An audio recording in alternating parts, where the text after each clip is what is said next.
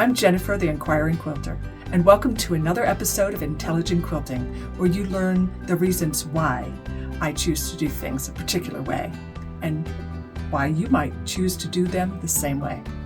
Today we're going to talk about making half square triangles 2 at a time.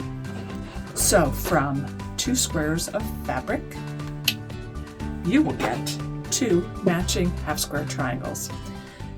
When I first started quilting, half square triangles were more or less my nemesis. I don't know about you, but I would make them over and over again, and most of the times they turned out exactly the size I needed them to be, but then sometimes they wouldn't, and I could never quite figure out why. Well, now that I've got X number of years in the quilting, I've learned a lot of tricks along the way, so I hope to share those with you in this video, and hopefully you'll get over your nemesis, if half square triangles happen to be that, and you'll learn how to be able to make them accurately and fast. 2 at a time, by the way, is one of the most common methods of making half square triangles, so knowing how to make them this way is really the best tool you can put in your quilting toolbox. So let's start at the beginning. I told you that you'll need 2 squares of fabric, but what size, Jennifer? Well, before I get to the formula, let me tell you right off the bat that you can skip the math if you want to. In the description of this video is a link to a download that you can get on my website, which gives you a chart for making half square triangles 2 at a time, 4 at a time, and 8 at a time. It tells you exactly what size to cut your squares if you want to end up with this particular size, X size half square triangle. So now let's get back to the math in case you don't want to do the download and you want to do the math yourself. Hey, good for you.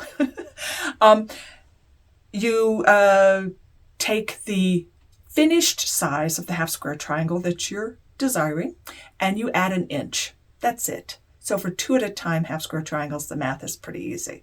Let's say I want to make 2.5 inch, 2 inch finished half square triangles, and they're going to be 2.5 inch before I sew them into a block.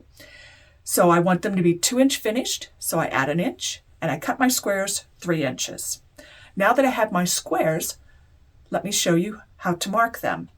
But before I do that, I'm going to stop and show you the tools that you're going to need for making half square triangles. These are the tools that I recommend, and in the video description, I will link to them on Amazon so that you can purchase them if you want. I recommend a sandboard because you're going to be marking your squares, and the sandboard will hold the fabric in place so it doesn't wiggle around and you get a nice sharp edge to your mark. For marking your half square triangles, I often use a mechanical pencil because it works fine on the back of fabric, and it's nice sharp point. But that only helps if the fabrics are light. If the fabrics are dark, like the ones I'm using today, I'll use this pencil by Sewline, a marking pencil by Sewline. This one it comes in various colors. This one's white, and that's my go-to. The white one for dark fabrics and just a regular pencil lead for lighter fabrics. You can mark the diagonal line for your half square triangles using just a regular ruler. I happen to like this short 1x6 ruler by Omnigrid. I find it really handy, and I keep it by my sewing machine. Another way to mark not the diagonal line, but the sewing lines are with these 2 specialty rulers. They're called the 1/4 inch seam markers by Bonds and Porter. Something else that's very handy, of course, are nice sharp pins for holding your fabrics together. I also like, you'll need a ruler for trimming up your half square triangles, because with this method they'll be slightly bigger than they're supposed to be, and so you need to trim them down to size. I happen to like Quilters Select rulers because they've got this etched backing that prevents the ruler from slipping. However, when I'm making half square triangles, my go-to ruler is this. It's the Quilt in a Day triangle square up ruler. It comes in various sizes. This is the 6.5-inch size, which works for most of the triangles that I'm making, half square triangles. There is a smaller one that's really cool. So if you're making mostly the 2 to 4-inch finished half square triangles, you might want to try their smaller one. Then they also have a larger one. So if you're making, say, the 6, 7, 8-inch half square triangles finished, you'll want their larger ruler. And I'll show you later in the video how you use this to trim up your half square triangles in half the time. So those are some of the tools. Also, I do highly recommend a rotating cutting mat like this. You'll see why when we get to the part where we're trimming up our half square triangles. But basically, in a nutshell, what it does is it prevents you from doing this kind of thing that you may see in videos all the time. Just cut yourself accidentally once with a rotary cutter and you'll know why that's a bad idea. I never have, but I've seen other people who have cut off part of their finger that way. So rotating cutting mat is really kind of a need to have tool. But if you can't afford it, it's fine. A small cutting mat is a good idea because you can lift it and rotate it yourself and put it down and then continue cutting. And you're not shifting or moving your half square triangle. So consider getting a rotating cutting mat yourself, or at least a small cutting mat that you can use for this. So now that we figured out what size to cut our half square triangles, it's time to mark them. Let me show you how. I've got 2 fabrics here. I'm going to mark on the back of them, by the way. Here's the right side of both of those fabrics. I think I'm going to mark on this one because I'll be able to see the line better. That's a dark fabric, so I'm going to choose my white sew line marker. And now I have a choice. I can mark the diagonal with a short ruler like this, and I'll show you how. You just, we're going from corner to corner. I can also mark using this. And by the way, I think what I'm going to do, because it's just a tiny bit, I'm going to use my sandboard for marking. Then I can mark a little bit deeper, and also it's not going to wiggle. So getting back to these rulers, this is the quarter seam ruler by Bonds & Porter. The way you use it is you place this yellow mark that runs all the way down to the center of the ruler on the corners, and then you mark on either side of this ruler, and that is your sewing line, because you're going to be sewing a 1/4 inch away from this center line. So I marked that side, and then I'm going to mark that side. Yeah. So on this one, I have all 3 lines marked. And again, you don't need to mark all 3 lines. You can either choose to mark the center line, and then you have to get a good 1/4 inch from that center line, because that's how you're going to be sewing, 1/4 inch away. Or you can mark the sewing lines, and I like marking the sewing lines for a couple of reasons. First of all, it just makes it easier because you don't have to be as accurate. You just have to sew on the line. So if you have at all any troubles making half square triangles, I highly recommend just marking your sewing lines. And again, these tools are awesome for that. Now that we have the lines marked on one of our fabrics, we're going to put right sides together. Then we're going to pin. I don't always pin. Here's true confession. But sometimes it's good. I mean, one little tiny pin, that's not much. And it's not much work, I mean. And it is going to keep my fabrics from shifting, so I can get a nice, good join, as it were, a seam, when I sew these together. Now that we've got this ready, let's go take it to our sewing machine and sew it up. So we've marked our square, and now we're ready to sew. Before we sew, a couple of things. I like to shorten my stitch length because I like to press my seams open. So I just will take a second to change my stitch length a couple of notches. There you go. And the other thing, I like to sew onto a little scrap. of fabric. I call that a leader. Actually, that's the term Bonnie Hunter used for it, and I'm happy to use it too. So you sew onto a leader and then onto your half square triangle unit. The reason you want to do that is because stitching onto this leader first will give your sewing machine a chance to perfect its thread tension, and then when it gets to sewing onto your actual fabric, everything will be perfect and you won't have a little thread nest on the back. So I have marked the sewing lines, so I'm just going to sew on those lines, which is pretty simple. I happen to have a really good 1/4 inch on this particular machine, so I don't really need to mark the sewing lines. I could have just gone along the edge of the, put the edge of my sewing foot on the diagonal line, and I could have gotten great results. But I wanted to show you the method of sewing on, marking and sewing on your sewing lines, because that's a great way to make sure you're going to get a good 1/4 inch. So now that I've sewn the one side, I'm going to turn it around, sew the other side.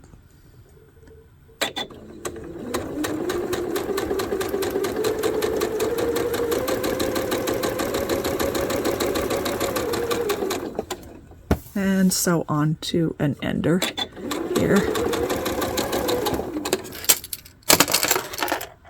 And so let me show you how I sew half square triangles without having to mark. I'm going to use diagonal seam tape by Cluck Cluck Sew, and the way I install it is I make sure that this red line is directly opposite of my needle, and notice the 2 black lines are 1/4 inch away from the red line, and so that's going to help guide me. To make sure that it's straight on from the needle, I'm using, there's a mark, a 1/4 inch mark on my needle plate, so I'm making sure that the edge of this is on that. But another way to make sure is to use your ruler. You can lay your ruler so that a horizontal line is right along your seam plate, and then you can see that the vertical lines are pointed straight up at the needle, so therefore this is installed and it's straight out from the needle. I'm ready to begin. I'm going to take the point of my 2 squares and I'm going to guide it along this black line, and then notice that my needle will automatically be a 1/4 inch away from that. And something else before I start, again, I've lowered my stitch length, and I have sewn onto a leader so that my thread tension will be good. So here we go. Just guide the points, the corners of your squares along that black line there, and you will get a straight stitch that is a 1/4 inch away from the diagonal of the 2 squares. So I will sew onto a ender here and quickly cut this, and we'll sew the other side.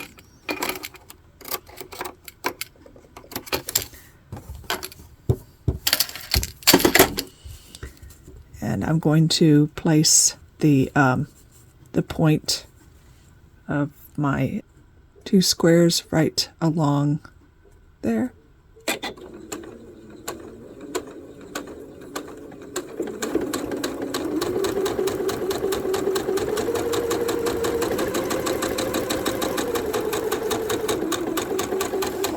There we go. And sew off onto a ender.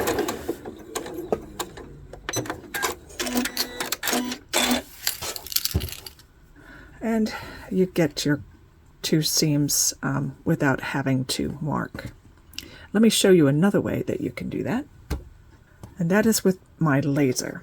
So I'll bring my laser down. Yep, it's now focused on the laser. I love that. And I will line up. I don't need the diagonal seam tape, so I'll get that out of the way. Let me adjust this. The laser, by the way, is sitting on top of my sewing machine. It's Velcroed there. There's a little switch on this side so I can turn it on when I want it. And then it hangs down and I can adjust it as needed. So let me put this down again, the camera. So this gets adjusted. What I'm using to adjust it is the edge of my sewing foot and the mark on my sewing plate. Let me just get that exactly right. There we go. Okay, so I'm going to use this laser now as my guide. I'll guide the, sew onto leader first. Okay, then use the point of my 2 blocks. Make sure the points stay on that laser line. Stay on the laser line, and I'll be sewing exactly a 1/4 inch away.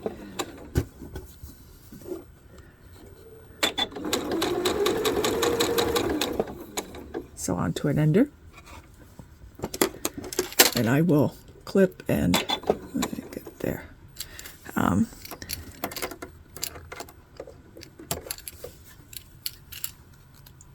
Turn around and we can now sew the other side. Whoops, oh, I should not have bumped that. Just trying to point something out. Okay, so we're going to put our point, the point right here on the laser. And keep this bottom point running along the laser.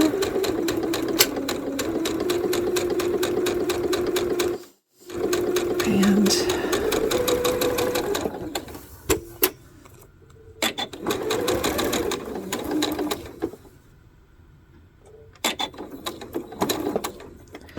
okay. There, you use the laser. You can see that I've got a 1/4 inch on either side there. So I'm ready now to go cut. We're back from the sewing machine and now with our 2 lines sewn. And we're now going to cut these apart and start trimming our half square triangles. First thing you should do before you cut anything is go ahead and set your seam. You just put to set your seam, you just put your iron on your fabrics, and that will just press that thread into the fabric just a tiny bit and set it and make it stronger. I am, by the way, I'm using a hot iron that is set on cotton, but with no water, no steam. I don't want to stretch anything, I just want to press. And this is a wool pressing mat. I love using it. It really helps press flat. And then I have a wooden clapper, and I'll show you how I use that in just a minute. So I've set my seam. So now I just need to cut that apart.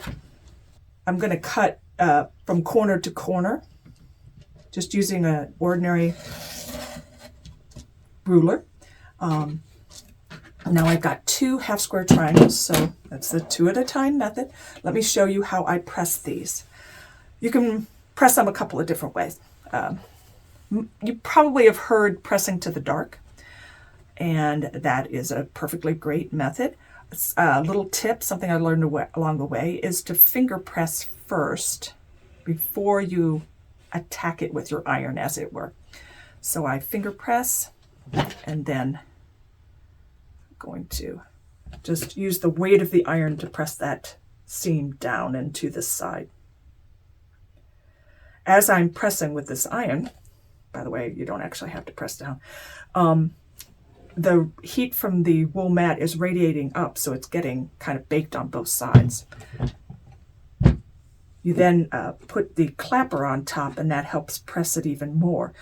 the wood from the clapper not only can retain the heat and radiate it back down, but also the weight of that will press that seam. And of course, we still have the wool pressing mat working for us. So there you go, nice and flat, and ready to be trimmed. So we're going to take the 45-degree line on our ruler and use that as our guide for trimming. Let me see if I can get this exactly right.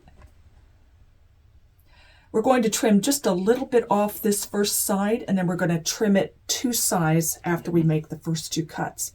So I'm going to be cutting along here and along there. I cut away from me, and then without moving the ruler, I rotate the mat and cut the remaining side. There we go. And now I'm going to turn it. Those are the 2 sides that I cut. Whoops, yeah, those are the 2 sides that I cut. So I'm going to now use my 45-degree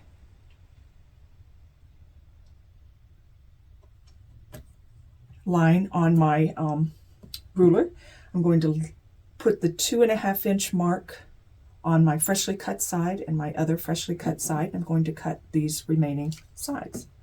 So again, cut away from you, and then cut away from you. Oops, let me make sure I get that little corner. Yeah, there. And while you're cutting, by the way, didn't want to go. You're also trimming off the dog ears, which is kind of neat. So now we have a perfectly cut 2.5-inch unfinished, 2-inch finished half square triangle. Let me show you what I do on this other one.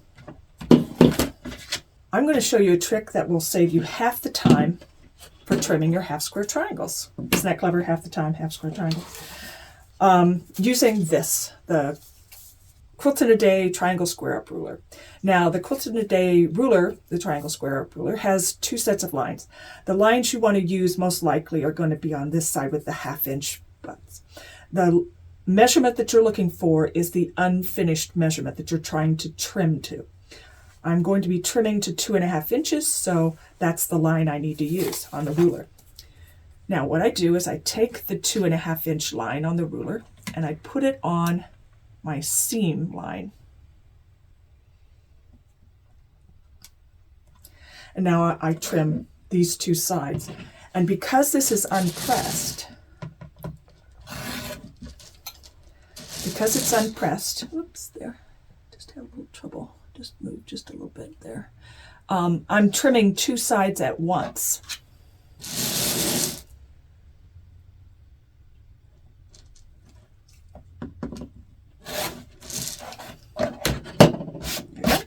So now I'm going to press this open. Show you how to press it open. I lay it on my clapper, finger press first. So if you don't have a clapper, you would be laying it like this, and you just kind of finger press that open just a little bit. Then you come and you use the point of your iron, run it along that seam, and that helps open the seam. Now I'm just going to let the weight of the iron do its work and the heat of the wool pressing mat kind of radiate back up and down on both sides of that, and that's going to press it really flat. And I'll press this side too. And I'm going to finish off by putting the clapper on there. And that should weigh it down and make it nice and flat. Here you go. So now the only thing about this method is notice that there are the dog ears here. Well, let me show you a quick trick on how to get those dog ears when you're using the Quilt in a Day ruler. So let me pretend I hadn't pressed this yet. I'm going to just get that back. There we go. Okay, so let's pretend that I've just finished, let's see, 2.5, that I've just finished cutting it, trimming it, the two sides. So I turn it around upside down, and then I put my 2.5 inch line on the seam line, and I put my the center line on this, down the center. And let me find my rotary cutter, and I'm going to cut.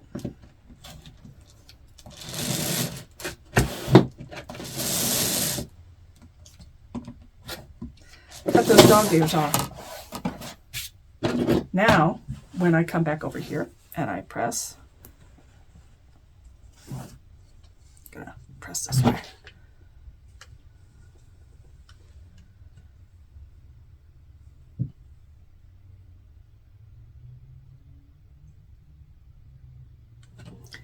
Press that open, then press it down. Let the clapper do its work.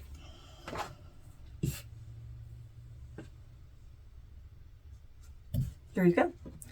So you can use the Quilt in a Day ruler, still trim off your dog ears and save half the time in trimming your half square triangles. So here we go. We now have two beauties from our two squares. And I also have a few others I can start trimming up, so it's a good thing I know how to do it fast. Again, don't forget to follow so you'll know the next time I upload a video. Make sure that you check out the video description for links to all the tools that I showed, and also to that free download that shows you what size to cut your half square triangles, squares, what size to cut your squares for a particular size half square triangle. That's it for today. Thank you for joining me. Bye.